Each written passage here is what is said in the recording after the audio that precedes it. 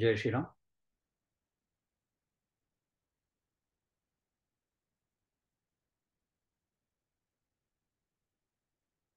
ज्ञानेश्वरी भावदर्शन अध्याय 7वा आणि ओवी क्रमांक 52 इथपर्यंत आपला अभ्यास येऊन थांबलेला आहे. बलम बलवतां चाहम कामराग विवर्जितम धर्माविरुद्धो भूतेषु कामोस्मी भरतर्षभ. 10-11 या गटातला जो 11वा हा जो श्लोक आहे त्याचं विवेचन, त्याच्यावरची टीका माऊलींची आपण मागच्याला बघितली की भगवंत हे सर्व माझ्यापासूनच कसं निर्माण झालं आहे, हे सर्व खरं तर मीच कसं आहे हे सांगतात. आणि हे सगळं वर्णन सुरू असताना बलवानांचं बल, पण ते कसं तर कामराग विवर्जित असलेलं, त्याचा भरपूर विचार केला आपण. आणि धर्माला अविरुद्ध असलेला तोही मी आहे असं भगवंत म्हणतात. आणि त्याचे बराच विचार आपण मागच्या वेळी केले. माऊलींच्या माऊलींची एक विलक्षण शब्दयोजनाही आपण बघितली की किती विचारपूर्वक ज्ञानेश्वर महाराज आपल्याशी बोलतात की भूतांच्या ठाई काम. आता भूतांच्या ठाई जो काम आहे, जो धर्माला अविरुद्ध असा आहे, तर तो जर मी असं भगवंत म्हणत असेल, क्षणभर कुठेतरी असा एक चुकीचा विचार, संशय येऊन जातो की मग भगवंत भोगता झाला की काय, भगवंत भोग घेतो का. त्यामुळे लगेच तो मी म्हणे आत्मा राम, असं माऊलींचं एक सुंदर शब्द योजना आपण मी जसं म्हणालो की भगवंत स्वतः आत्मारामच आहेत. नमे पार्थासी कर्तव्यम त्रिषु लोकेषु किंचन नान वाप्तम वाप्तव्यम वर्त एवच कर्म. थोडा संदर्भ वेगळा आहे तिथे, पण भगवंत हे सांगतायत की अरे अर्जुना, नमे पार्थासी कर्तव्यम या त्रिषु लोकेषु किंचन.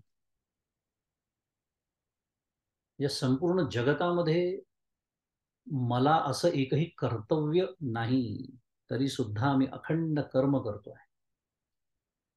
हे तिथे सगुण साकार भगवान श्रीकृष्ण या दृष्टीने बोलणं झालं तरी सुद्धा त्यातला एक पैलू आपण आता इथे वापरून घेतोय की तो जो आहे आपल्या सर्वांच्या हृदयामध्ये, तो तर आत्मारामच आहे. आपण मागच्याला आचार्यांनी रंगवलेला तो आत्मा आणि मन याचा संवाद बघितला होता, तो ह्याच दृष्टीने आपण बघितला होता. त्यामुळे ज्ञानेश्वर महाराजांच्या या शब्द योजनेचा सुद्धा आपण मागच्या छान अभ्यास केला होता. त्यामध्ये कामाचा विचार करताना माऊलींची ही ओवी फार महत्वाची आहे की जो प्रवृत्तीचा अव्हांटा सांडोनी विधीची निघे वाटा, तेवीची नियमाचा दिवटा सर्वेचा.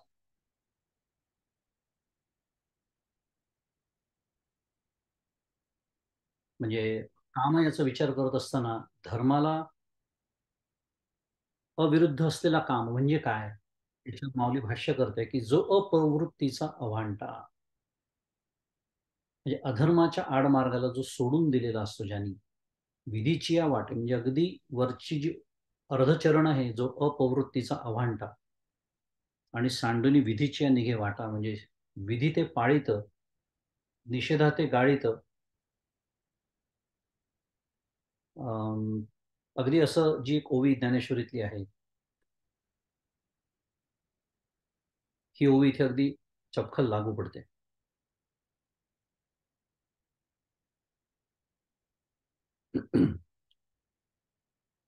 पुढे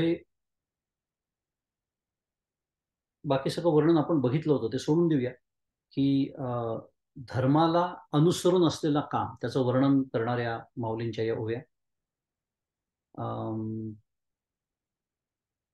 त्याच्यामध्ये आपण तुकाराम महाराजांचा एक अभंगही बघितला होता की विधीने सेवन विषय त्यागाते समान, मुख्य धर्मदेव चित्ती आदी अवसान अंती, तुकाराम महाराज म्हणतात. हा अभंग सुद्धा आपण बघितला होता की हे सगळं का बरं, म्हणजे त्याचं मुख्य आपण काय म्हणूया, त्याचा अशी मांडणी का, किंवा मांडणी म्हणण्यापेक्षा अशी वस्तुस्थिती का? एक दोन मिनिटं. आज आपल्या सगळ्यांचं भाग्य असं आहे की सद्गुरू परमपूज्य काका आपल्यामध्ये उपस्थित आहेत आणि आपल्याला त्यांचा आज एक 5 मिनिटाचं आशीर्वचन लाभणार. काका नमस्कार करतो. हो. एक 5 मिनिटं तुम्ही आशीर्वचन द्यावं अशी विनंती आहे. आपला ज्ञानेश्वरीचा अभ्यास सुरू आहे आणि बरेच जण ऐकायला आहेत, तर सगळ्यांना तुमचं बोलणं ऐकू येत आहे काका, आणि तुम्ही दिसता पण आहात.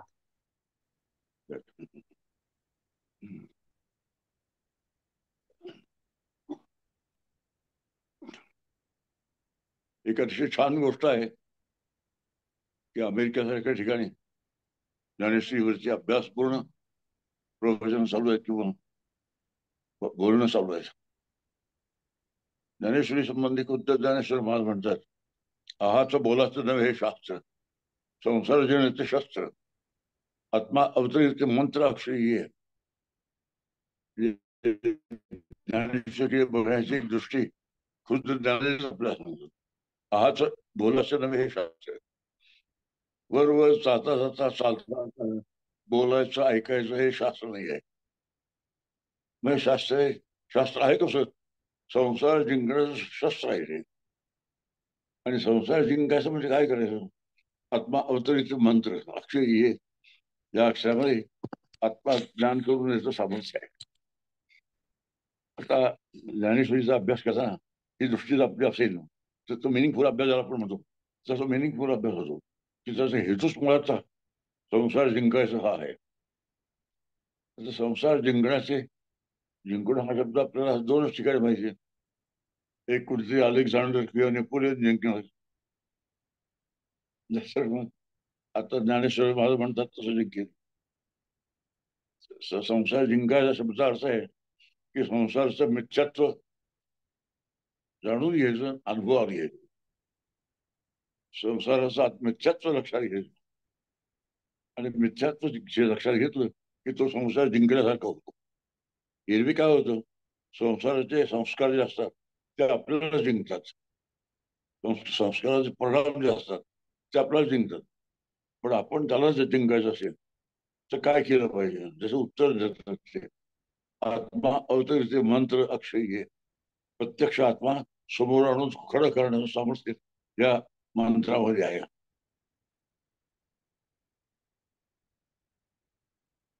मंत्र शब्दाचा अर्थच मननात राहते. ते मंत्र मननात राहते, याच्यावर विचार केला असता तरुण जाता येतं, त्याला मंत्र म्हणतात. तरुण जायचं म्हणजे संसार सागर तरुण जायचा. आणि असं संसार सागर आहे, तो तरुण जाण्याचं जे सामर्थ्य आहे ते तरुण नेण्याचं सामर्थ्य ज्ञानेश्वरीमध्ये आहे. आणि त्याच दृष्टीने अनेक दृष्टी ज्ञानेश्वरीकडे बघता येईल, पण ही एक दृष्टी खुद्द मौलीने सांगितली की संसार जिंकण्याचं शस्त्र आहे. आणि संसार जिंकायचं म्हणजे संसाराचं मिथ्यात्व अनुभवायचं. आणि आपलं मिथ्यात्व अनुभवायचं त्याचा अर्थ असा की संसाराचे परिणाम जे आहेत आपलं होणारे, ते काम, क्रोध आहेत, भय आहे, बच्चा आहे, खेळ आहेत वगैरे, ते सगळेच सगळे हळूहळू हळूहळू गेले की समजायचा संसार आपण जिंकलेला आहे. आणि असे संसार जिंकण्यासाठी याचा शास्त्र उपयोग अभ्यास करावा. आणि असा अभ्यास करण्यासाठी आपण सगळे एकत्र जमलेला आहात. मार्गदर्शन करणारे तज्ज्ञ आहेत आणि त्यामुळे ऐकणारे आहेत, अभ्यासक जे आहेत, सोपते जे आहेत, ते सहज असतात. ज्ञान या सगळ्या सहजच ज्ञान होऊन जाईल. आणि असं ज्ञान सर्वांना व्हावं अशा तऱ्हेचा आशीर्वाद देतो, थांबतो. रामकृष्ण हरी. श्री सद्गुरुनाथ महाराज की जय. काका सगळ्यांच्या वतीने तुमच्या चरणी वंदन करतो.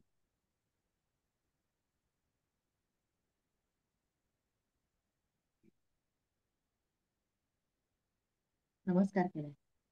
हा, नमस्कार.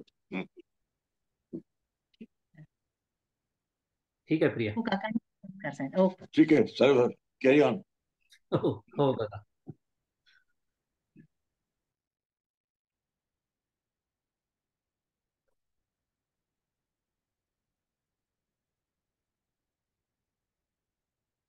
सद्गुरूंचा आशीर्वाद आपल्या ज्ञानेश्वरीच्या अभ्यासाला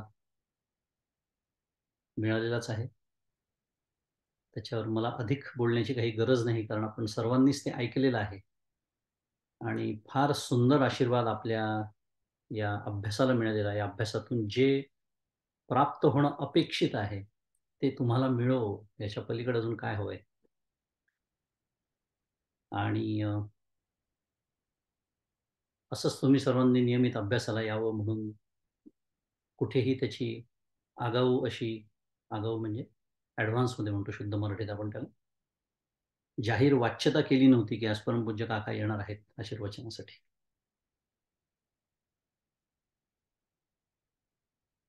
अधिक सांगणे न लगे आपल्या अभ्यासाकडे वळूया.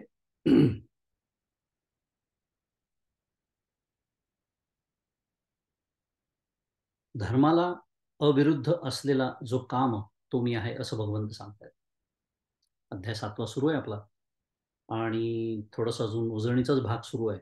मागच्या वेळेला आपण जो अभ्यास केला तोच आपण थोडंसं बघतो आहोत, त्यातले काही महत्त्वाचे मुद्दे बघतो आहोत. त्यामुळे विशेषतः प्रापंचिकाच्या दृष्टीने मांडणी फार महत्त्वाची आहे, कारण आपण, परमपूज्य काका नेहमी सांगतात, आपण कोणी संन्यासी नाही, कदाचित संन्यास घेण्याची शक्यता पण नाही. कोणी नेहमीप्रमाणेच सन्माननीय अपवाद असतील त्यांना वगळून हे बोलणं सुरू आहे, पण निदान आत्ता तरी आपण संन्यासी नाही, आपण प्रापंचिक आहोत. आणि ह्या दृष्टीने ही मांडणी फार महत्त्वाची आहे की भगवंताला सुद्धा हा जो वंश विस्तार ज्याला म्हणतात तो अपेक्षित आहे. आणि तो अपेक्षित असल्यामुळे हा जो एक स्वाभाविक काम प्राण्यांच्या हृदयामध्ये आहे, ती माझी विभूती आहे असं भगवंत म्हणतात.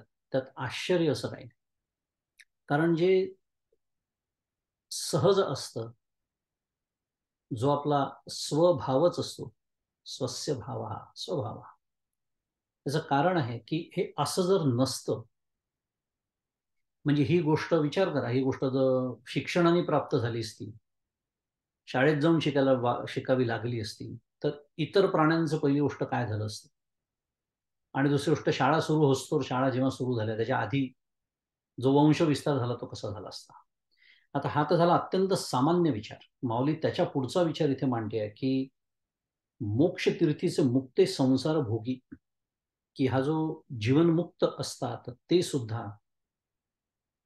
धर्माशी अविरुद्ध कामाचं सेवन त्यांनी जर केलं नाही, पहिली गोष्ट त्यांनी जर तो केला तर त्यांना तो बाधक ठरत नाही. आणि तो बाधक ठरत याच्याकरता नाही, कारण जर बाधक ठरला असता तर त्यांनी तो केला नसता, आणि त्यांनी जर केला नसता तर जगदुद्धारक, अलौकिक, प्रतिभा संपन्न, भगवत भक्त, वीतराग अशा सत्पुरुषांची जी उत्पत्ती आहे त्यालाच खीळ बसला असता. कल्पना करा, आपल्याला संत समाजात दिसलेच नसते, कारण संत जन्माला यावे अशी परिस्थिती, असं कुळ, असा वंश हा तेव्हाच संभवतो जेव्हा त्या कुळातले जे सत्पुरुष आहेत, जसं आपण मागच्याला विचार केला, तुकाराम महाराजांच्या 25 पिढ्यांमध्ये विठ्ठल भक्ती आहे, पण तिथेच हा वंश विस्तारच झाला नसता तर 25 पिढ्याच निर्माण झाल्या नसत्या. तुकाराम महाराज जन्माला यावे अशी परिस्थितीच निर्माण झाली नसती. ज्ञानेश्वर महाराज, निवृत्तीनाथ, सोपान, मुक्ताबाई जन्माला यावेत अशी परिस्थितीच निर्माण झाली नसती. आणि ह्या करता, ह्या दृष्टीने फार विचार आहे, नाही तर लगेच त्याच्यामध्ये आपलं जे विषयासक्त मन असतं ते पळवाटा शोधायला पाहत, अरे वा, म्हणजे इथे विषय भोगाची परवानगी आहे, तर असा त्याचा अर्थ नव्हे. पहिली गोष्ट तर तो धर्माला अविरुद्धच असला पाहिजे, त्याचं फार वर्णन करण्याची गरज नाहीये, आजच्या काळात तर अजिबातच नाही. पण जर काया वाचा मने करून माझ्याकडून जर धर्माच्या अविरुद्ध असं होत असेल मी मुद्दाम हे शब्द जाणीवपूर्वक वापरले. काया वाचा मने. कदाचित कायेने मी ते करत नसेन, पण वाचीने करत असेन, डोळ्यांनी नको ते दृश्य पाहत असेन, तेव्हा हे तत्वज्ञान आठवलं पाहिजे, नाही तर ज्ञानेश्वरीचा अभ्यास व्यर्थ ठरतो. आणि तिथं मी सरळ सरळ ती आज्ञा मोडतोय भगवंतांची, ज्ञानेश्वर महाराजांची. कोणती?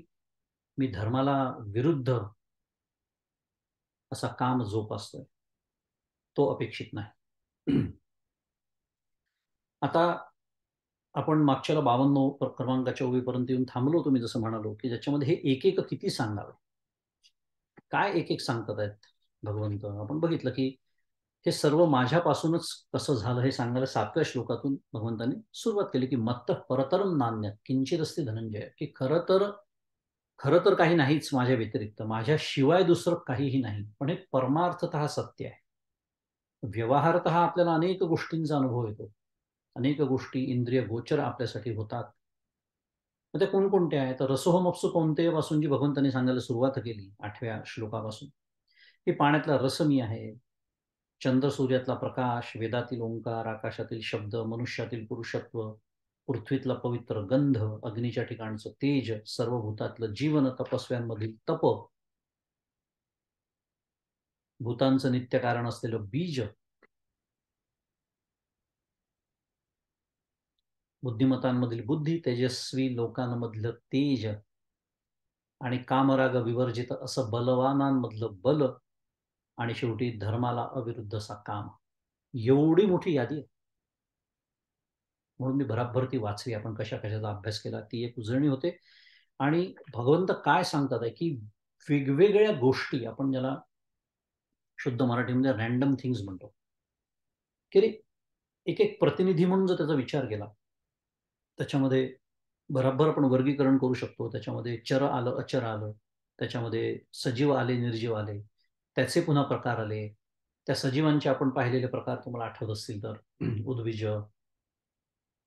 अंडज, स्वेदज वगैरे हे सगळे जे प्रकार, म्हणजे थोडक्यामध्ये प्रत्येक प्रकारातलं एक जरी घेतलं तरी सांगण्याचा उद्देश काय सुरू आहे, की हे सर्व मीच आहे. आणि म्हणून हे सांगण्यासाठी आणि पुढच्या श्लोकाची प्रस्तावना करून देण्यासाठी आपण 52 क्रमांकाची ओळी मागच्या अभ्यासली, की हे एक एक किती सांगावे. आता वस्तुजातची आघवे मजपासून जाणावे विकार नसे, माऊली म्हणते. तसं एकेका पदार्थाचं नाव घेऊन किती सांगावं, कारण त्याच्यातच आपलं म्हणजे पूर्ण ग्रंथ संपून जाईल. सगळ्या तो सुद्धा पुरणार नाही, एवढे अगणित पदार्थ आहेत. त्यामुळे सर्व वस्तूंचे समुदाय म्हटलेलं, आता त्यांना गटामध्ये समुदाय, हे सर्व कार्यरूपाने माझ्यापासूनच निर्माण झाले. आणि हे सांगण्यासाठी म्हणून आता पुढचा श्लोक आपल्यासमोर येतोय, क्रमांक 12. मागच्याला मी उल्लेख केला त्याप्रमाणे ग्रंथामध्ये 52 छापले गेले. मुद्रा राक्षस बोललो आपण. 12 क्रमांकाचा श्लोक मी वाचतो. ये चैव सात्विका भावा राजसास्तामशाश्चे मत्त एवेति तान् विद्धि न त्वहं तेषु ते मयि. ये चैव सात्विका भावा राजसास्तामसाश्च ये मत्त एवेति तान् विद्धि न त्वहं तेषु ते मयि. पदच्छेद आहे त्याचा, की येच एव सात्विका भावा राजसः तामसः च ये एव मत्त एव इति तान् विद्धि न तु अहम तेषु ते मयि, असा त्याचा पदच्छेद आहे. अर्थ वाचूया. जे काही सात्विक, राजस आणि तामस पदार्थ आहेत ते सर्व माझ्यापासून झाले आहेत, परंतु मी त्यांच्या ठिकाणी नाही, तेच माझ्या ठिकाणी आहेत असे जाण. येच एव म्हणजे जे काही, येच एव जे काही, सात्विक, राजस, तामस, शब्द समोर राजसा तामसा, हे जे पदार्थ, आता इथे पदार्थ शब्द वापरला आहे पण त्याचा अर्थ भाव असा होतो, कारण 3 गुणांची जी अभिव्यक्ती आहे ती सजीवांच्या ठिकाणी विशेषतः असल्यामुळे तिथे भाव असा अर्थ होतो. आणि ते सर्व माझ्यापासून झाले आहेत. मत्त एव इति, मत एव माझ्यापासून झाले आहेत, परंतु मी त्यांच्या ठिकाणी नाही, तेच माझ्या ठिकाणी आहेत असे जाण. न तू अहम तेषु, मी त्यांच्या ठिकाणी नाही, ते माझ्या ठिकाणी आहेत, मत्त एव आहेत असे जाण. आता भावा हा जो इथे शब्द आहे, न चैव सात्विका भावा, त्याचं आचार्यांनी भाष्य केलं त्याच्यावर की प्राणीनाम स्वकर्मवशात जायन्ते भावा. म्हणजे थोडक्यात प्राण्यांची आपापल्या कर्मानुसार जो भाव उत्पन्न होतो त्याला भाव असं म्हणतात. साध्या भाषेत बोलूया, आपल्या अंतःकरणामध्ये जे भाव निर्माण होतात, ज्या प्रेरणा निर्माण होतात, त्या आपल्या अंतःकरणामध्ये ज्या 3 गुणांचं जसं मिश्रण असतं त्याच्याप्रमाणे होतात. काही फार समजायला कठीण नाही. हा इथे भाव याचा अर्थ आहे. आणि हे सगळं माझ्यापासून झालेलं आहे असं भगवंत म्हणतात. ते मयी म्हणजे ते माझ्या ठिकाणी आहे, परंतु मी त्यांच्या ठिकाणी नाही. आता म्हणजे काय? ते माझ्या ठिकाणी आहेत, पण मी त्यांच्या ठिकाणी नाही. आहे 9व्या अध्यायात पुन्हा तो विषय फार सविस्तर येणार आहे, पण इथे जो संदर्भ आहे त्याचा अर्थ असा आहे की ते मयी म्हणजे मदवशा मदधीनः, म्हणजे ते माझ्या अधीन आहेत, मी त्यांच्या अधीन नाही, असा त्याचा अर्थ. म्हणून तर आपल्याला वेळ का लागतो ज्ञानेश्वरीचा अभ्यास करायला? त्याच्यासाठी लागतो. नाही तर हे वाचून पुढे जाता आलं असतं, काहीच कळलं नसतं. मी त्यांच्या ठिकाणी आहे. मी त्यांच्या ठिकाणी आहे याचा अर्थ असा की भगवंत अधिष्ठान आहेत. कशाचं? या 3 गुणांचं. म्हणून त्या अभिव्यक्ती होतात आहेत त्या 3 गुणांच्या. वेगवेगळ्या भावाने त्या व्यक्त होतात आहेत. आता कल्पना करा, म्हणून पुन्हा भगवंत, पुन्हा शुद्ध मराठी शब्द वापरायचा झाला, 1 स्टेप बॅकवर्ड्स, एक पायरी मागे आले सांगण्यासाठी. काय? की मगाशी जे सगळं वर्णन केलं, मोठी यादी मी आता वाचली, त्याच्यामध्ये सजीवांचा जो विचार केला, त्यांच्या भावांचा विचार केला, त्या बलवानांमधलं बल असो, तेजस्वी लोकांमधलं तेज असो, हे सगळं जे आहे ते शेवटी मुळात निर्माण कशातून झालं सांगा बरं? 3 गुणांमधून निर्माण झालं. मायेपासून निर्माण झालं. माया कशी आहे? त्रिगुणात्मिका आहे. 3 गुणांनी ती बनलेली आहे. त्यामुळे संपूर्ण जगत जर मायेपासून झालं असेल, त्याचा अर्थ स्पष्ट आहे की संपूर्ण जगत त्रिगुणात्मक आहे. आणि त्या 3 गुणांचं अधिष्ठान मी आहे असं भगवंत. त्यामुळे माझ्या अधीन ते आहेत. मायेच्या माध्यमातून ते माझ्या अधीन आहेत आणि माया सुद्धा माझ्याच अधीन आहे. कारण ती ईश्वराची माया नित्य निरस्त असते. आपण नेहमीच अभ्यास केलाय त्याचा. पण मी त्यांच्या ठिकाणी नाही, म्हणजे मी त्यांच्या अधीन नाही. म्हणजे थोडक्यात भगवंत काय सांगतात आहे? मी या 3 गुणांच्या अधीन नाही, तर हे 3 गुण माझ्या काय म्हणूया अधिष्ठानावरती कार्यरत आहेत. आता तसा विचार केला तर भगवंत म्हणजे हे मी आहे, ते मी आहे, म्हणजे थोडक्यात म्हटलं तर एक प्रकारे विभूतीच सांगतात आहेत आपली. आपल्या सगळ्यांना माहिती आहे 10वा अध्याय खरं विभूती योगाचा आहे, पण भगवद्गीतेत विषयाच्या संदर्भाने अनेक ठिकाणी भगवंतांनी त्यांच्या विभूतींचं वर्णन केलं आहे म्हणून.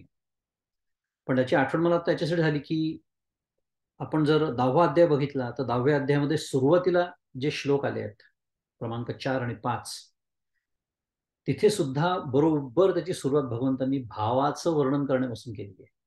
कसे काय म्हणूया, छान जर आपला असा अभ्यास असेल, आपण हरवून जर गेलो नाही त्या श्लोकामध्ये आणि त्या ओवीमध्ये, आणि आपल्याला सदैव जर भान असलं कशाचं संदर्भाचं, तर आपल्याला सुसंगती कशी आहे प्रत्येक बोलण्यामध्ये भगवंतांच्या ती लक्षात येते. ते श्लोक असे आहे की बुद्धिर्ज्ञान सम्मोह क्षमा सत्यम दम शमः सुखम दुःखम भवो भावो भयम चा भयमेव च अहिंसा समता तुष्टि तपोदानम यशो यशः भवन्ति भावा भूतानां मत्त एव पृथक विधा. हे सगळं आता वर्णन केलं, बुद्धी ज्ञान निर्मोहत्व क्षमा सत्य इंद्रिय निग्रह मनोनिग्रह सुख दुःख असणे नसणे भय भय अहिंसा समता संतोष तपदान यश अपयश वगैरे वगैरे, हे काय आहे? हे सर्व प्राण्यांचे भाव आहेत आणि ते मुख्यतः माझ्यापासून निर्माण होतात. भयमेव च महत्वाचा. भवंती भावा भूताना मत्त एव पृथक विधा. म्हणजे पहा, 10वा अध्याय सुद्धा आपल्याला तेच सांगतोय जो हा 7वा अध्याय सांगतोय. हे जे सगळे भाव आहेत, हे जे भाव या 3 गुणांच्या माध्यमातून व्यक्त होतात आपल्या अंतःकरणामध्ये, त्या सर्वाला कोण आहे, त्याचं कारण कोण आहे? कारण हे जे भाव आहेत हे 3 गुणांच्या रूपाने कार्य आहेत. त्याचं कारण कोण आहे? तर त्याचं कारण फक्त मी आहे. आणि ते 3 गुण किंवा त्या 3 गुणांच्या अभिव्यक्ती ज्या भूतांच्या आहेत, ज्या प्राण्यांच्या आहेत, ते त्या 3 गुणांच्या अधीन आहे. आणि ते 3 गुण माझ्या अधिष्ठानावर काम करतात, म्हणून ते माझ्या ठिकाणी आहेत, पण मी त्यांच्या ठिकाणी नाही. कारण मी काय म्हणतात, मी त्याच्या अधीन नाही, असा त्याचा अर्थ. आता बरेच दिवस झाले आपण गीता दीपस्तंभकडे वळलेलो नाही, कारण इतक्या मोठ्या श्लोकांचा गट परमपूज्य काकांनी केला होता, मी मागच्याला बोललो होते. आता तिकडे वळण्याची वेळ आलेली आहे, कारण 12व्या श्लोकापर्यंत येऊन तो गट थांबलेला आहे. 7 ते 12 एवढा मोठा गट परमपूज्य काकांनी केलाय 5 श्लोकांचा. त्यामुळे पुन्हा एकदा असं वाटेल की आपण थोडंसं मागे जातोय, अर्थातच मागे जातोय. कारण 7 म्हणजे मगाशी मी जसं म्हटलं, मत्तः परतरम नान्यत् किंचित् अस्ति धनंजय, इथपासून तर मगाशी मी सगळी जी यादी वाचली त्याचं फार नाही आहे. एक परिच्छेदामध्ये या सगळ्या 5ही श्लोकांचा अर्थ आणि दुसऱ्या परिच्छेदामध्ये त्याचं परमपूज्य काकांचं विवेचन. तर हे बघूया आपण आणि मग ओव्यांकडे परत वळूया. आता हे बघणं पुन्हा उजळणी तर होतेच, पण महत्वाचं मी नेहमीच सांगतो, गीता दीपस्तंभ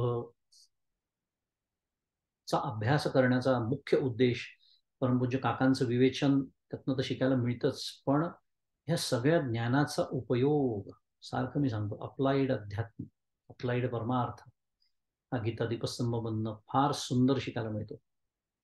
या प्रस्तावनेसह मी अर्थ वाचतोय. पुन्हा 7व्या श्लोकापासूनचा अर्थ आहे की, हे अर्जुना, माझ्याहून सूक्ष्म व भिन्न असे काही कोठेही व कधीही नाही.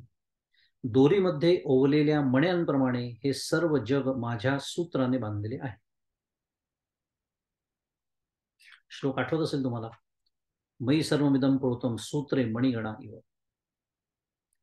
पाण्यातील रस मी, चंद्रांचे चांदणे मी, सूर्याचे तेज मी, चारी वेदातील प्रणव मी, आकाशाचा शब्द मी व पुरुषातील पराक्रम मी आहे. आता याचं सगळं भरपूर अभ्यास आपला झालेला आहे, त्यामुळे याच्यावर फार बोलण्याची काही गरज नाही. पृथ्वीतील सुगंध मी, अग्नीचे तेज मी, सर्व भूतातील जिवंतपणा मी. जिवंतपणा शुद्ध मराठी शब्द सांगतो त्याला कॉन्शियसनेस असं म्हणतात. असे शब्द ऐकले की आपल्याला छान वाटतं. मी नेहमीच सांगतो की काहीतरी काहीतरी पुन्हा शब्द Marathi meaningful something is going on असं वाटतं. कॉन्शियसनेस वगैरे म्हटलं की जिवंतपणा वगैरे असे बुरसटलेले शब्द वाटतात. आपली बुद्धी तपासण्याचे दिवस आलेले आहेत. भूतातील जिवंतपणा मी, तपस्व्यातील तप मीच आहे, सर्व जीवसृष्टीचे अनादी बीज मी आहे, बुद्धिमंतांची बुद्धी मी व तेजस्वी लोकांचे तेज मी आहे, कामना व आसक्ती रहित असलेले बलवंतांचे बळ मी आहे, सर्व जीवसृष्टीत असलेली धर्माशी सुसंगत अशी कामवासना मी आहे.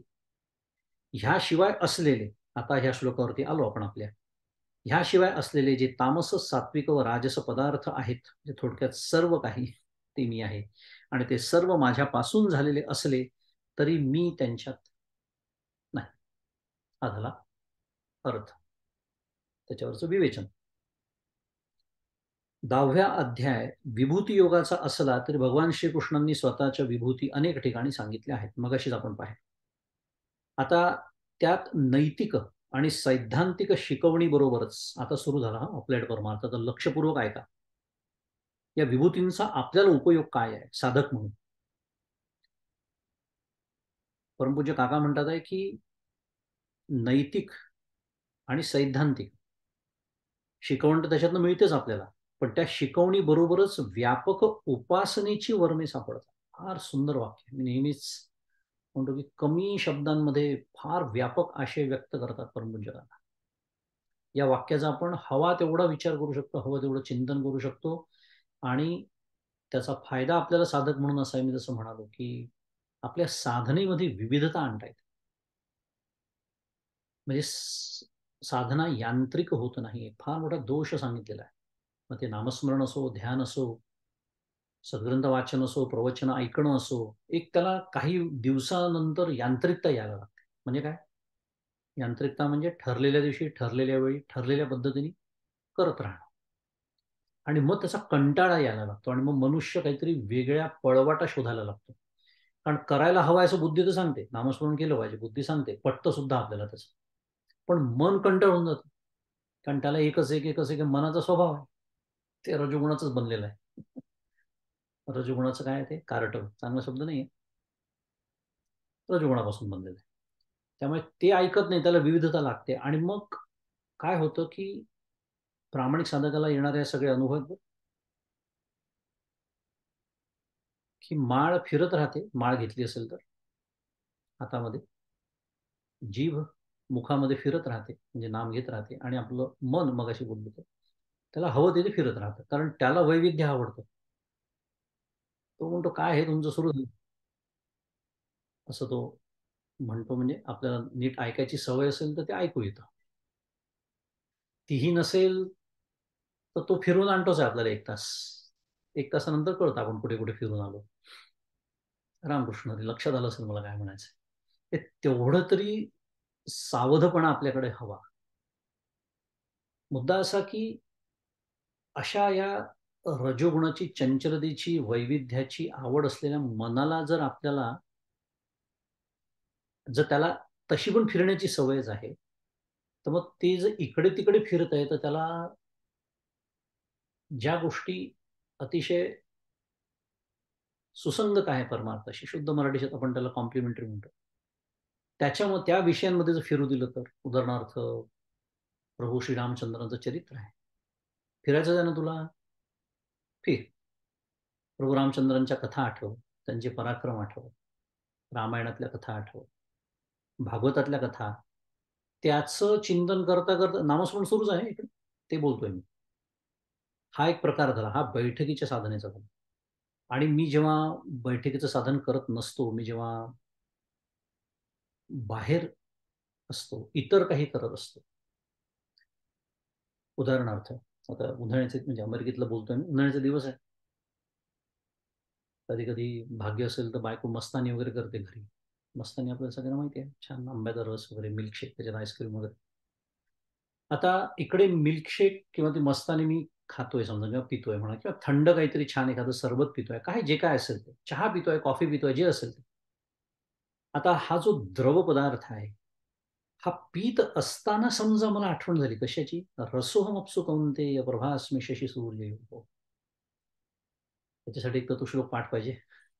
परत तो श्लोक पाठ नसेल तर निदान त्याचा अर्थ तरी आठवला पाहिजे. पण हा केव्हा आठवला पाहिजे? असं एखादा द्रव पदार्थ जेव्हा मी पीत असतो आणि त्याच्यातला आनंद मी घेत असतो. मान्य, तो विषयानंदच आहे, हेही मान्य. पण आता आपण काय पाहतोय की नैतिक आणि सैद्धांतिक शिकवणी बरोबरच व्यापक उपासनेची तत्व कशी सापडतात, ते वाक्य बघतोय आपण की अशा पद्धतीने ती सापडतात. आणि मग राम म्हणे ग्रासोग्रासी तोची जेविला उपवासी, राम म्हणे करिता धंदा, वगैरे वगैरे, हे सगळं तुकाराम महाराजांचं सांगणं आहे. ते कसं शुद्ध मराठीमध्ये पुन्हा प्रॅक्टिकल आहे ते कळतं. म्हणजे ते जे काही पेय मी पीत असेल त्याचा आनंद तर मला मिळतोच आहे, पण त्यातला जो आनंदाचा अंश आहे ना, तो त्या परमात्म्याचा आहे बरं.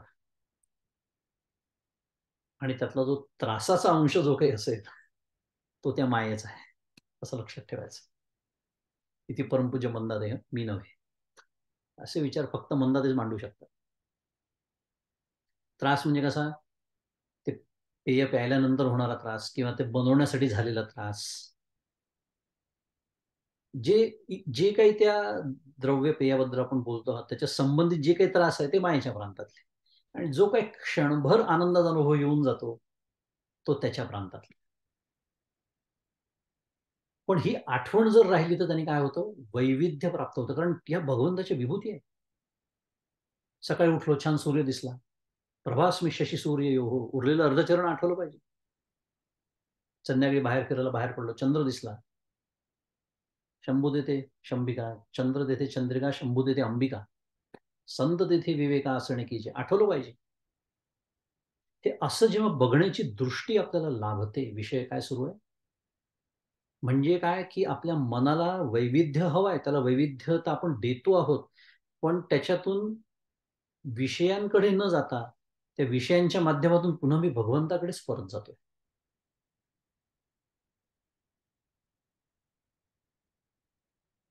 ह्याला म्हणायचं व्यापक उपासनेची वर्म. तेवढ्यासाठी इतकं सगळं बोलू. हे सगळं आपल्याला या कशातून शिकायला मिळतं, या भगवंतांच्या ज्या विभूती आहेत त्याच्यातून नैतिक आणि सैद्धांतिक शिकवण तर मिळतेच, पण त्याबरोबर अशा पद्धतीची व्यापक उपासनेची वर्म आपल्याला सापडतात. पुढे परमपूज्य काका म्हणतात की प्रजोत्पादनासाठी कामाची प्रवृत्ती सर्वच जीवसृष्टीत दिसते, पण माणसासाठी त्याला धर्मबंधनाची व नैतिकतेची मर्यादा आहे. आता पुन्हा महत्वाचं वाक्य आलं. त्या शब्दाखाली खूण करून घ्यायची आहे, अधोरेखित करायचा तो शब्द. कोणता? माणसासाठी. म्हणून हे वाक्य खूप महत्वाचं आहे, कारण प्रजोत्पादन म्हणालो हे तर सर्वच प्राण्यांमध्ये ती एक प्रवृत्तीच आहे, आणि ती का आहे याचा आपण भरपूर विचार केला. पण मनुष्य प्राण्यासाठी विशेषतः ती जी प्रवृत्ती आहे तिला काय केलेलं आहे, धर्माची बंधनं आहे, नैतिकतेची मर्यादा आहे. आणि ही नैतिकतेची मर्यादा आपण जेव्हा सोडतो, जेव्हा धर्माचं बंधन आपण झुगारून देतो, मागच्या वेळी जरा जास्त स्पष्ट बोललो त्या विषयावरती, लक्षात आलं असेल, तेव्हा एक गोष्ट लक्षात ठेवावी की आपण मनुष्यत्व सोडून पशुत्वाकडे गेलेलो आहोत. त्याला तुम्ही कितीही चांगली चांगली आणि काय म्हणूया खूप सुंदर अशी मराठी नावं द्या, ज्याला लिव्ह इन रिलेशनशिप असा एक शब्द मी मागच्या वापरला होता. आता हा एक उपलक्षण आहे. या पद्धतीचं जे काही हा समाज व्यवस्था किंवा ज्या व्यवस्थेकडे समाज चाललेला आहे, त्याला तुम्ही कितीही लोभस अशी नावं द्या, त्याची कशी कुठल्याही शब्दांनी त्याची तुम्ही भलावण करा, पण परमार्थाच्या दृष्टीने म्हणजेच भगवंतांच्या दृष्टीने ते मनुष्यत्व सोडून पशुत्वाकडे जाणे आहे. आणि हे जर कलियुगाचं लक्षण म्हणून जर आपण स्वीकारलं तर समाजाचं चिंतन न करता निदान त्याच्यात मी बसू नये, आणि जर कोणी ऐकण्याच्या मनस्थितीत असतील तर त्यांनाही सांगण्याचा प्रयत्न करावा, इतपत आपण एक साधक म्हणून याच्यातनं निश्चितच घेऊ शकतो. नाही तर पुन्हा समाजाचं चिंतन करून या समाजाचं काय होणार हो, या राष्ट्राचं कसं होणार हो, असं करून काका म्हणतात हो हो करायला लागला, तो रडायला लागला म्हणजे. आणि जो रडतो तो साधक नसतो. कारण समाज को बदल डालो वगैरे या भाषेला काही अर्थ नसतो, कारण समाज बदलणारे फार वेगळे असतात. ते स्वामी विवेकानंद, ज्ञानेश्वर महाराज ते जन्मालाच त्याच्यासाठी येतात. ते आपलं काम नव्हे, परमपूज्य काका सांगतात. एक साधक म्हणून हा विचार सुरू आहे. त्यामुळे समाजाचं अकारण चिंतन आपल्याला करायचं नाही, पण निदान आपण त्याच्यात पडू नये. आणि विशेषतः आपण तर नाहीच आता अर्थात, पण आपली जी पुढची पिढी आहे त्यांना छान आपल्याला सुद्धा त्याची कारण परंपरा समजून सांगता आली पाहिजे, जेणेकरून आपली पुढची पिढी सुद्धा या प्रवाह पतितासारखी वागणार नाही. एवढं बोलतो आणि पुढे जातो. आणि म्हणून माणसासाठी हा शब्द महत्वाचा आहे की तुम्ही जर माणूस असाल तर त्याला धर्मबंधनाची आणि नैतिकतेची मर्यादा आहे, नाही तर पशु आणि माणूस याच्यात काही फरक नाही. सामर्थ्य संपन्न माणसाला अनिवार्य इच्छा असतील तर त्याचा समाजाला त्रास होतो. म्हणून अशी इच्छा नसलेले सामर्थ्य ही भगवंतांची विभूती आहे. बलम बलवताम चाहम कामराग विवर्जितमचा आपण विचार करतो आहोत, की बलवानांमधलं बल नुसतं म्हटलं असतं बरं का, नुसतं जसं म्हटलं असतं बलवानांमधील बल, तर मग रावणाचं बलही भगवंताची विभूती ठरलं असतं. करा विचार. दुर्योधनाचे बल भगवंताची विभूती ठरलं असतं. प्रचंड सामर्थ्य संपन्न अशी ही लोक होती, पण नाही. म्हणून श्रीरामाचं सामर्थ्य रावणाचं नव्हे, ही भगवंताची विभूती आहे. आणि म्हणूनच 10व्या अध्यायामध्ये श्लोक येतो की पवन पवतामस्मी राम शस्त्र भृतामहम. पुन्हा मी म्हणालो की 10वा अध्याय खूप कामात येणार आहे आपल्याला, कारण विभूतींचंच वर्णन सुरू आहे, फक्त 7व्या अध्यायात सुरू आहे, कारण तो अध्याय खास विभूती योगाचा 10वा. त्यामुळे शस्त्रधाऱ्यांमध्ये श्रीराम मी आहे भगवंत म्हणतात 10व्या अध्याय. का? सामर्थ्य संपन्न आहे, पण कसे आहेत? काम राग विवर्जितम.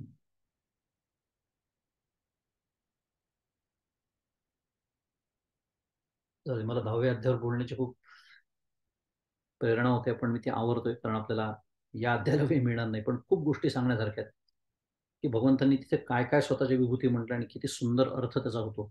असो, तो आपण 10व्या अध्यायाच्या वेळेला बघूया. पण सामर्थ्य संपन्न किंवा सामर्थ्य संपन्न माणसातलं सामर्थ्य ही भगवंताची विभूती आहे. कोणती? ज्याचा समाजाला त्रास होत नाही अशी, म्हणून काम राग विवर्जितम असं म्हटलंय. आणि जे सर्व आहे असे कळते ते सर्व कृष्णमय व कृष्ण रूप आहे. पाणी पिताना रस रूपाने, उजेड पाहताना प्रकाशाच्या रूपाने, फूल हुंकताना सुगंध रूपाने, बुद्धी रूपाने, तेज रूपाने एका भगवान श्रीकृष्णांचेच दर्शन झाले तर उपासनेला व्यापक स्वरूप येते. मगाशीच आपण तो अर्थ बघितला. किती सुंदर एक आपल्यासमोर उपासनेचं दालन फुलं होत आहे, असा आनंद झाला पाहिजे खरे सगळं तत्वज्ञान शिकताना, वाचताना, ऐकताना, की थेट त्याचं मी जसं म्हणालो मेथड्स, अप्लिकेशन आपल्या हातात आणून देतात की या ज्ञानाचं मी करू काय? या विभूती काय मला पाठ करायच्यात? नाही, विभूती कशाला पाठ करायच्यात? कारण सर्वस्व झाला म्हटलं तर विभूती पाठ करण्याची गरजच नाही.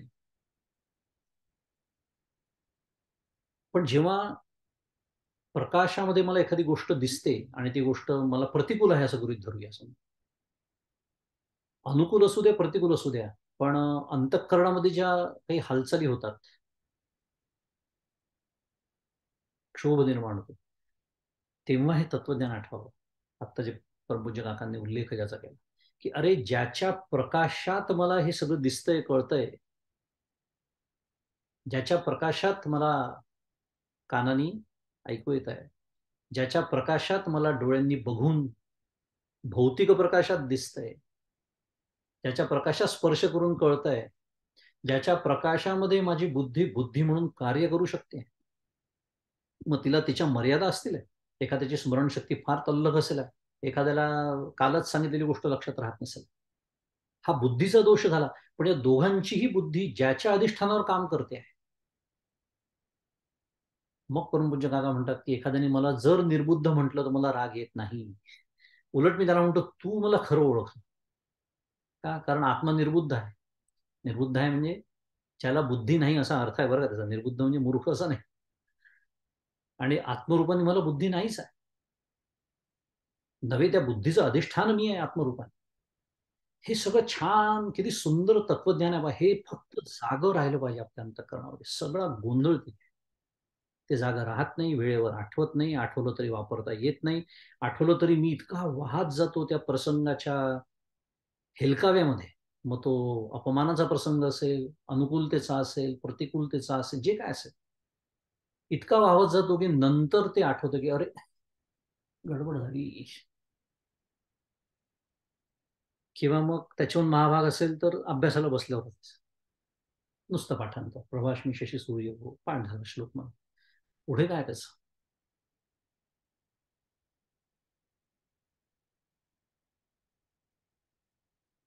प्रत्येक होणाऱ्या ज्ञानाच्या मागे तो बुद्ध आहे हे आपण शिकतोय, ते सांगणं सुरू आहे. कारण डोळ्यांनी पाहून कळतं, कानाने ऐकून कळतं, स्पर्श करून कळतं. हे जे कळणं ज्ञानेंद्रियांची सर्व कामं शेवटी कळण्यामध्येच अंतर्भूत होतात की हे कळणं कोणामुळे शक्य होत आहे? तो जो मगाशीचा शब्द मराठी वापरून घेतो कॉन्शियसनेस, फक्त आता त्याला प्युअर शब्द जोडायचा, प्युअर कॉन्शियसनेस. कारण कळण्याची भेसळ जिथे नाही, जे कळतं त्याला ज्ञान म्हणतात. आपण होणाऱ्या ज्ञानाबद्दल बोलत नाही, आपण असणाऱ्या ज्ञानाबद्दल बोलतोय. त्याची ज्ञानरूपता आहे ती मी आहे. आणि ते असणारं ज्ञान आपल्या सर्वांच्या अंतःकरणात आहे, म्हणून होणारं ज्ञान होतं. दुसरा विषय, हे सर्व तत्वज्ञान जर अंतःकरणात माझ्या जागा असेल तर या विभूती ज्या काही थोड्याफार आपण या अध्यायामध्ये शिकलो त्याचं सार्थक झालं असं समजायला हरकत नाही माझ्यापुरतं. किती सुंदर एक, मी जसं म्हणालो, एक दालनच खुलं होत आहे आपल्यासमोर. कारण नाही तर मग ती ठोकळेबाज साधना, काकांचे शब्द ना, फार सुंदर शब्द दिलेत काकांनी आपल्याला. ठोकळेबाज साधना म्हणजे काय? सकाळी अर्धा तास, रात्री अर्धा तास, संध्याकाळी. ठोकळेबाज साधनेने काही होत नाही.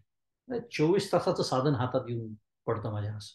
आणि ते जेव्हा मी वापरतो, ते वापरून जेव्हा माझं अंतःकरण एका शांत लईमध्ये दिवसभर राहतं, मग ते ऑफिसचं काम मी करत असो, तो सोमवार असो का शुक्रवार असो का शनिवार असो, मुद्दाम 3 वार घेतले, कारण 3 वारात आपली अंतःकरणाची स्थिती वेगवेगळी असते. अमेरिकेतल्या लोकांना जास्त चांगलं कळेल, IT मधले म्हणून सांगितलं. त्यामुळे या वार कुठलाही असो, वेळ कुठली असो, माझं अंतःकरण जे एका शांत लईमध्ये मला ठेवता येत असेल, तर जेव्हा मी प्रत्यक्ष साधनेला बसतो, तेव्हा तो साधनेचा अर्धा तास, 1 तास साजरा होतो.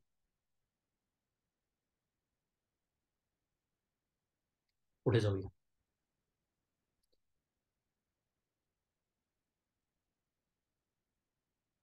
जे सात्विक हनभाव का रजतमादी सर्व, ते ममरूप संभव ओळखे तू. माऊलींची पहिली ओवी 53 क्रमांकाची या श्लोकावरची. माऊली म्हणते की जे काही सात्विक भाव आहे, म्हणजे काय? तर म्हणजे वेद, आचारनिष्ठ ब्राह्मण, गाय, अग्नी, गंगा, पिंपळ इत्यादी सात्विक भावाची त्यांनी उदाहरणं दिली आहेत. चर आणि अचर दोन्हीची उदाहरणं दिलेली आहेत. पुढे आणि भक्ती, ज्ञान, वैराग्यादी हे आंतरपदार्थ आहेत, म्हणजे बाह्य आणि अंतर असे दोन्ही उदाहरणं दिली आहेत. आणि राजस भाव म्हणजे क्षत्रियादी वर्ण, घोडा, वानर, पशु, नद्या, झाडे हे बाह्य, तसेच हर्ष, दंभ, दर्प, अभिमान इत्यादी आंतरपदार्थ आहेत. आणि तामस भाव म्हणजे अविचार कर्म, श्वान, सुकरादी पशु इत्यादी बाह्य, आणि शोक, मोह, आलस्य इत्यादी आंतरपदार्थ आहेत. ते सर्व माझ्या स्वरूपापासून उत्पन्न झाले आहेत असे जाण.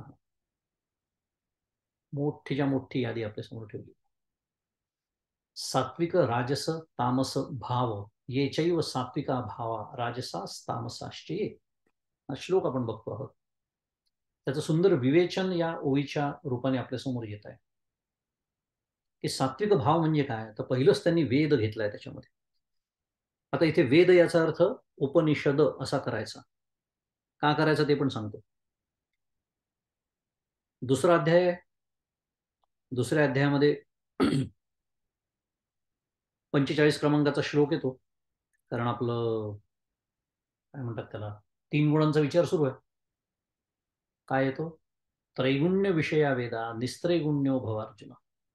सगळ्यांना पाठ आहे. निर्द्वंद्वो नित्य सत्वस्थो निर्योग क्षेम आत्मवान. तिथे भगवंत म्हणतात आहे की अर्जुन हे कर्म प्रतिपादक हा जो वेद आहे, तो त्रिगुणात्मक संसाराला विषय करतो. थोडं कठीण वाक्य आहे. त्याचा थोडक्यात अर्थ असा की वेदांचा विषय काय आहे? हा संसार. या संसाराचं सगळं वर्णन, त्याच्यातल्या कर्माचं वर्णन, कर्मकांडाचं वर्णन, यज्ञांचं वर्णन, सगळ्या पद्धतीचं वर्णन वेदांमध्ये. कारण वेद जर या सृष्टीचं काय असतील, मॅन्युअल असेल, कसं जगावं, काय करावं, काय करू नये सांगणारे जर वेद असतील, आणि ते अपौरुषेय असतील, ते अनादी असतील, तर त्याच्या सर्वच असणार आहे. त्यामुळे हे वेद सुद्धा त्रिगुणात्मक आहे अर्जुना. पण तू मात्र कसा हो असं म्हणतात आहे भगवंत. तू मात्र त्रिगुणातीत, त्रैगुण्यो निस्त्रैगुण्यो भवार्जुन. अर्जुना तू 3 गुणांच्या पलीकडे. त्याच्यावरच विवेचन करताना माऊलींची ती प्रसिद्ध ओळी येते, तू गुणत्रया ते अव्हेरी, मी माझे हे न करी एक आत्मसुख अंतरी विसंब झाली. त्यामुळे इथे वेदांना सात्विक भाव म्हटलाय. उपनिषदांच्या दृष्टीने आपण जर म्हटलं तर उपनिषद याच सात्विक भावाच्याही पलीकडे ती घेऊन जातात. पण सात्विक भावाचा विचार करायचा झाला तर वेद, आचारनिष्ठ ब्राह्मण विद्या विनय संपन्ने ब्राह्मणे गवी हस्ते. श्लोक येऊन गेलेला आपल्या अभ्यासामध्ये. त्याचं भाषांतर आहे आचारनिष्ठ ब्राह्मण, गाय, अग्नी, गंगा, पिंपळ वगैरे वगैरे. थोडक्यात पुन्हा यादी वाचण्याची गरज नाही. सांगण्याचा अर्थ एकच आहे की हे सगळे पुन्हा उपलक्षण म्हणून घ्यायचे आहेत, प्रतिनिधी म्हणून घ्यायचे आहेत, त्या त्या गटाचे हे प्रतिनिधित्व करतात. आणि त्या सर्व गटांमध्ये प्रचंड हा सगळा पसारा जो ब्रह्मांडाचा आहे तो शेवटी त्या गटांमध्ये विभागलेला आहे. आणि ती सर्व गटांची पुन्हा एक पाऊल मागे आलो तर विभागणी फक्त 3च गटांमध्ये होते. कोणत्या? सात्विक, राजस आणि तामस. आणि हे 3ही गुण ममरूप संभव हे सर्व माझ्या स्वरूपापासून उत्पन्न झाले आहे अर्जुना, हे सांगणं सुरू आहे. ते झाले तरी माझ्या ठाई, परी तया माझी मी नाही, जैसी स्वप्नींच्या डोही जागृतीनं बोल. आता मगाशी आपण जो विचार केला की ते माझ्या ठिकाणी आहेत पण मी त्यांच्या ठिकाणी नाही, हे समजून सांगण्यासाठी आता माऊली फार सुंदर एकाहून एक अप्रतिम असे दृष्टांत आपल्यासमोर आता मांडणार आहे. पहिला दृष्टांत समोर येतोय की हे सर्व माझ्या अधिष्ठानावरच उत्पन्न झाले आहेत, परंतु मी त्यात नाही. कशाप्रमाणे? तर जसे स्वप्नाच्या डोहात जागृती बुडत नाही. माऊलींचा दृष्टांत. त्याचा अर्थ करताना परमपूज्य खंदारकर महाराज म्हणतात की तसे प्रतिभासिक जगाच्या अधिष्ठानावर माझी सत्ता अवलंबून नाही, कारण माझी सत्ता ही स्वतंत्र आहे, पण माझ्या पारमार्थिक अधिष्ठानावर जगाची सत्ता आधारित आहे, कारण जगाला स्वतंत्र सत्ता नाही. सत्ता हा स्पष्टीकरणाचा एक शब्द झाला. जसं सत्ता शब्द बऱ्याच वेळा येतो आपल्या श्रवणामध्ये, पण नक्की नेमका सत्ता म्हणजे काय कळत नाही. त्याचा एक दृष्टांत सांगतो तुम्हाला. लहानपणचे अनुभव आपल्या सगळ्यांचे, माझे आहेत, तुमचे आहेत मला माहित नाही, पण संध्याकाळच्या वेळेला वडील जेव्हा कार्यालयातून घरी परत यायचे, ऑफिसमधून म्हणतो आपण मराठीत, तर त्याच्यानंतर जे काही आमच्या मला लहान भाऊ आहे, आमच्या दोघां भावंडांचं जे वागणं असायचं ते एकदमच बदलून जायचं. म्हणजे खरं वडील बैठकीत बसलेले असायचे, आम्ही कुठेतरी अंगणात खेळत असू, देवघरात असू, स्वयंपाकघरात असू, गच्चीवर असू, आमचं ते घर. पण सकाळचे आम्ही आणि संध्याकाळचे आम्ही, आमच्या वागण्यामध्ये प्रचंड फरक. आम्ही संध्याकाळी एकदम शहाणी बाळ दोघं. आता हा बदल आमच्यामध्ये कशामुळे झाला? आम्ही म्हणजे पुन्हा मी सांगतोय की तिथे समोर कोणीही नाही, आम्ही दोघं खेळतोय समजा गच्चीवरती किंवा स्वयंपाकघरात आईशी बोलतोय, म्हणा आईने सांगितलेली कामं आम्ही निमूटपणे करतो. हे सगळे बदल आमच्यात कशामुळे झाले? तुमच्या लक्षात आलं असेल, विनोदाचा भाग आहे थोडासा, पण बैठकीत कोणीतरी बसलेले आहेत, शुद्ध मराठीमध्ये त्यांच्या धाकानी झालेला आहे. आता इथे धाक हा शब्द काढून मी सत्ता शब्द आणतो, म्हणजे तुम्हाला सत्ता छान कळेल. प्रत्यक्षात ते आमच्याशी बोलतात आहेत का? प्रत्यक्षात ते आम्हाला रागवतात आहेत का? प्रत्यक्षात ते आम्हाला मारतात आहेत? काहीच नाही. पण केवळ वडील आहेत या जाणीवेनी जे काही बदलतंय, वर्तनामध्ये बदल होतोय, ही त्यांची सत्ता काम करते. त्याला म्हणायचं सत्ता. तर समजायला थोडं सोपं झालं, कारण नाहीतर ती सत्ता म्हणजे असं ही घ्या सत्ता अशी दाखवता येत नसते. किंवा दुसरं त्याचं एक उदाहरण देता येईल, अमेरिकेतलं देतो, कारण भारतात ते फारसं लागू पडत नाही, की पोलिसाची गाडी आली मागे समजा दिवा लावून, तर आपण थांबतो की नाही? म्हणून म्हटलं भारतात लागू पडत नाही, इथे लागू पडतं म्हणून सांगतो, इथलं दृष्टांत म्हणून. आता विचार केला तर गाडीच आहे फक्त, म्हणजे माझ्याकडे त्या पोलिसाकडे जी गाडी आहे त्याच्यापेक्षा चांगली गाडी, म्हणजे मी सहज पळून जाऊ शकतो. खरं विचार केला तर, जर वेगाचा विचार केला तर मी जास्त वेगाने गाडी चालवू शकतो. जातो का आपण? नाही, कारण आपल्याला तो एक पोलीस दिसत नसतो. मग काय दिसत असतं? त्याच्या मागे असलेली ती जी सत्ता आहे सरकारची, ती दिसत असते. ह्याला म्हणायचं सत्ता. त्या सत्तेच्या धाकाने आपण गाडी थांबवतो. एका व्यक्तीचा विचार केला तर आपण अनेक गोष्टी करू शकतो की जो त्यातनं सुटका करून घेण्यासाठी, पण त्या सत्तेतून आपली सुटका नाही आपल्याला खात्री पटलेली असते. ह्याला म्हणायचं सत्ता.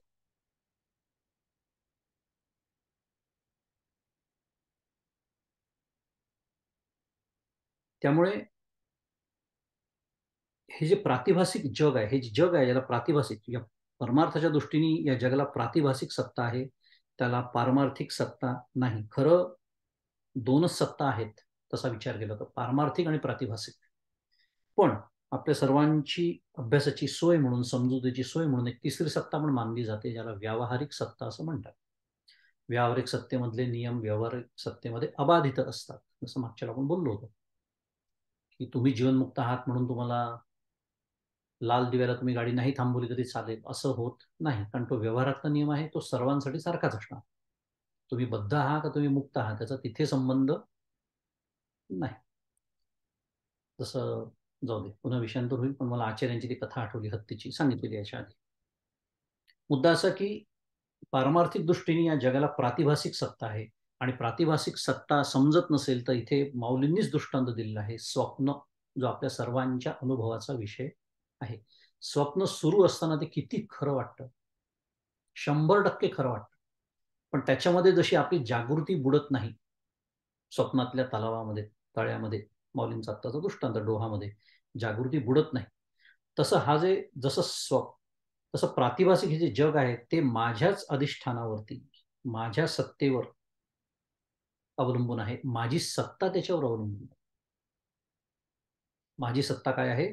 स्वतंत्र आहे, पण जगाची सत्ता मात्र त्याच्यावर आधारित आहे. एक आता हा झालं वेदांत शास्त्र, बरोबर.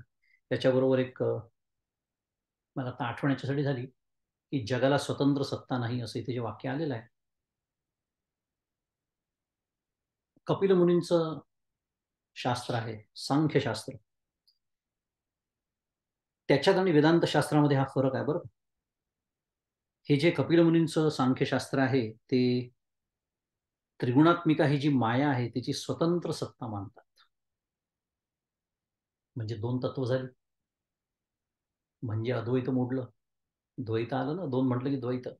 असो, आत्ता तो विषय नाही आहे, पण आत्ता मला आठवण्याच्यासाठी झाली की सांख्यशास्त्राचे जे कपिल मुनी किंवा कपिल मुनीकृत जे सांख्यशास्त्र ते स्वतंत्र सत्ता मानतं. वेदांत शास्त्र स्वतंत्र सत्ता याला नाही असं वेदांत शास्त्र सांगतं, डिंडीम करून. आणि भगवद्गीता सुद्धा अर्थात तेच सांगते, भगवंतही तेच सांगतात की या जगाला स्वतंत्र सत्ता नाही.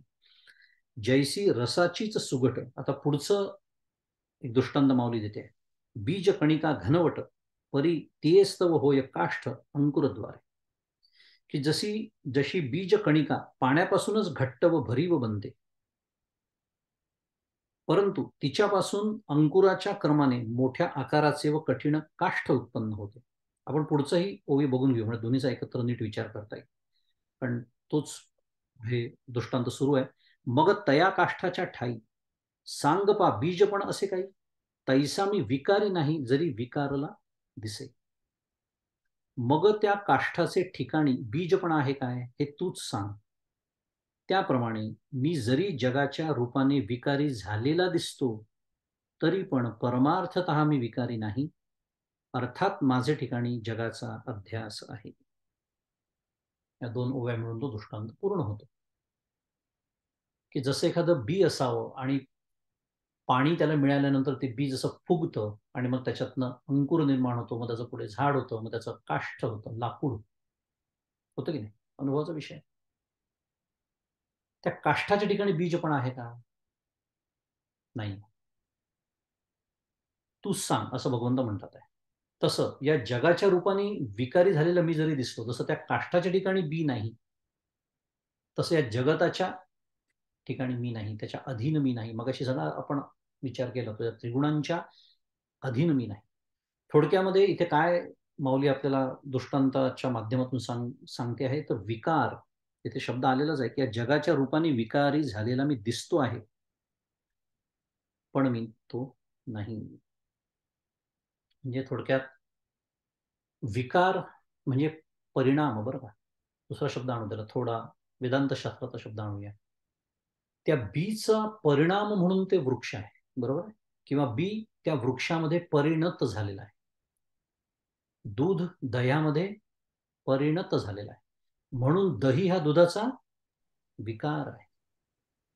आता मी पुन्हा विकाराची भाषा आणतोय, पण आपण ती भाषा समजून घेण्याचा प्रयत्न करतो. म्हणजे विकार हा शब्द जेव्हा येतो तेव्हा काय सांगणं सुरू आहे? परिणाम सांगणं सुरू आहे. आणि असं जसं ते बीजाचं काष्ट होतंय, पण तसा परमार्थतः मी विकारी नाही असं भगवंत सांगतात. म्हणजे परिणामवाद सांगणं सुरू नाहीये, हे मला तुम्हाला सांगायचं. का? मगाशी मी सांख्यांचा विचार केला की सांख्य किंवा योगशास्त्र जे आहे, ही जी दोन दर्शनं आहेत ही परिणामवाद मानतात. त्यांना मानावंच लागतो, कारण स्वतंत्र सत्ता दिलेली आहे मायेला, म्हणून ते परिणामवाद मानतात. पण वेदांत शास्त्र, उत्तर मीमांसा शास्त्र ज्याला म्हणतात, ते काय मानतं? विवर्तवाद.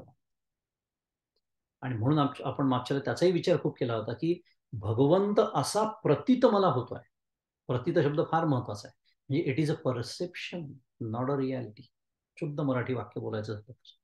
आणि परसेप्शन मे बी राईट और may be wrong, and it is wrong according to Vedanta Shastra. And if it is wrong, then it is a problem with the perceiver. आलं का लक्षात? म्हणून ते परसेप्शन किंवा प्रतीत होणं शब्द फार महत्वाचा आहे.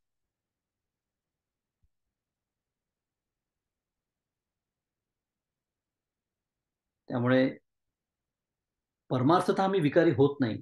माझ्या ठिकाणी हा जगाचा म्हणून अध्यास शब्द त्यांना आणावाच लागला, कारण तिथे आता विवर्त सांगावा लागला. तिथे पै गगनी उपजे आभाळ, परी तेथ गगन नाही केवळ, अथवा आभाळी होय सलिल तेथ अभ्र नाही. पुढचा दृष्टांत माऊली देते की आकाशात आभाळ उत्पन्न होते, पण त्या आभाळात आकाश उत्पन्न होत नाही. काय सुंदर दृष्टांत दिलं का माऊली. आकाशामध्ये, म्हणजे आकाश म्हणजे पोकळी, त्याच्यामध्ये आभाळ, निळनिळ आभाळ आपल्याला जे दिसतं ते उत्पन्न होतं, पण आभाळात आकाश उत्पन्न होत नाही, कारण ते केवळ जसेच्या तसे असते, ते आहेच. किंवा आभाळात पाणी असते, पण त्या पाण्यामध्ये आभाळ नसते. मग त्या उदकाची आवेशे प्रकटले तेज जे लखलखित दिसे, तिये विजू माझी असे सलील काय. पुढचा दृष्टांत, मग त्या आभाळातील पाण्याच्या क्षोभाने जे लखलखित विद्युत तेज प्रगटलेले दिसते, म्हणजे आपण ज्याला वीज चमकणं म्हणतो, त्या विद्युत तेजामध्ये पाणी असते काय? सुंदर प्रश्न निर्माण केला. आणि 59 क्रमांकाची पुढची ओवी, सांगे अग्निस्तव धूम होय, तिये धूमी काय अग्नी आहे, तैसा विकार हा मी नोहे, जरी विकारला असे. असे सांग की ओल्या लाकडाशी संबद्ध असलेल्या अग्नीपासून धूर निर्माण होतो, पण त्या धुरात अग्नी असतो काय? नाही. म्हणजे सांगणं काय सुरू आहे लक्षात घ्यायचं, दृष्टांत एकदेशी असतो. मी मागच्याला बोललो होतो, ती जी विकार पावलेली गोष्ट आहे, ती ज्याच्यापासून विकार पावते ते त्याच्यात नाही, एवढंच सांगणं सुरू आहे. एवढाच आयाम आपल्याला त्याच्यातला घ्यायचा आहे, विकारीपणाचा आयाम घ्यायचा नाही. म्हणून मी म्हणालो एकदेशी आहे दृष्टांत, नाही तर गोंधळ उडू शकेल. त्यामुळे अग्नीपासून धूर निर्माण होतो, पण त्या धुरात अग्नी नसतो. त्याप्रमाणे मी जरी जगद्रूपाने विकाराला प्राप्त झालो असलो, तरी पण परमार्थतः हा विकार म्हणजे मी आहे असे नाही, तैसा विकार हा मी नोहे, जरी विकारला असे. सुंदर दृष्टांत माऊलींनी देऊन, वेगवेगळ्या पद्धतीचे दृष्टांत देऊन माऊली आपल्याला विषय समजून सांगते. कोणता? मी त्यांच्या, ते माझ्या ठिकाणी आहेत, परंतु मी त्यांच्या ठिकाणी नाही. म्हणजे अगदी आत्ताचा दृष्टांत वापरतो आणि थांबूया, वेळ झाली आहे. अग्नीमुळे धूर आहे, धुरामुळे अग्नी नाही. तेवढाच एक कायम वापरून घ्यायचा. पुन्हा म्हटलं, नाही तर खरं म्हटलं तर धूर हा अग्नीचा विकार म्हणवला जातो.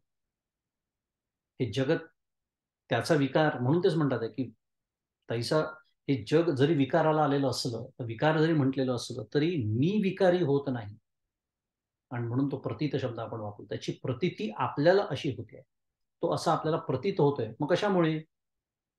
त्याच्या माया नावाच्या शक्तीमुळे, जी त्रिगुणात्मिक आहे, जी सत्वगुण संपन्न आहे, रजोगुण संपन्न आहे, तमोगुण संपन्न आहे.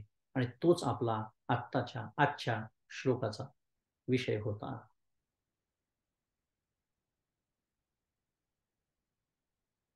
त्याचा परिणाम काय होतो हे आपल्याला कळत का नाही, हे सगळं श्रवण करण्यासाठी पुढच्या शुक्रवारी आणि भारतातल्या शनिवारी भेटूया. आणि आज आपल्या चिंतनाला इथे विराम देऊया. आणि आपण सर्व भाग्यवान, जे वेळेवर वाचनाला आले, त्यांना प्रत्यक्ष सद्गुरू परमपूज्य काकांचं आशीर्वचन ऐकायला मिळालं. पुन्हा परमपूज्य काकांचं स्मरण करूया आणि त्यांच्या चरणी आजचं हे चिंतन पुष्प अर्पण करूया. श्री सद्गुरुनाथ महाराज की जय.